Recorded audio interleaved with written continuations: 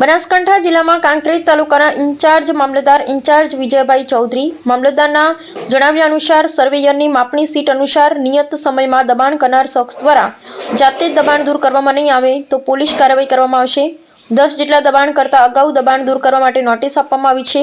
થોડા સમય પહેલા સિહોરી સર્કલ ઓફિસર તેમજ રેવન્યુ તલાટી દ્વારા ગામના સર્વે નંબર 226માં અરજદારની માપણી સીટ અનુસાર દબાણ દૂર કરવાની કાર્યવાહી કરવામાં આવી હતી, જે સદર જગ્યાની કાર્યવાહીમાં અરજીકર્તાને અસંતોષ જણાતા તેમણે ફરીથી રજૂઆતને ધ્યાનમાં રાખી કાંકરેજ તાલુકાના રેવન્યુ ખાતા દ્વારા પાટણ જિલ્લા નિરીક્ષક જમીન દફતરમાં માપપત્ર વ્યવહાર દ્વારા સદર સવાલવાળી જમીનમાં વિવાદી જમીનમાં આપણી બાદ ખૂટ મારવા માટે લિખિત રજૂઆત કરવામાં આવી હતી। આ બાબતે આજરોજ તારીખ 17 મીના રોજ અરજીકર્તાના આક્ષેપ અનુસાર આંબલુ ગામના સરપંચ દ્વારા 226 આશરે 8 થી 10 દબાણ કરી બિનકાયદેસર સરકારી પડતર જમીનમાં વર્ષોથી ખેતી કરતા હતા, જે આજે LR ડિસ્ટ્રિક્ટ લેન્ડ રેકોર્ડ ઓફિસમાંથી આવેલા 1955ની માપણી સીટ અનુસાર સર્વે કરતા દબાણ હતું એ ફલિત થયું છે।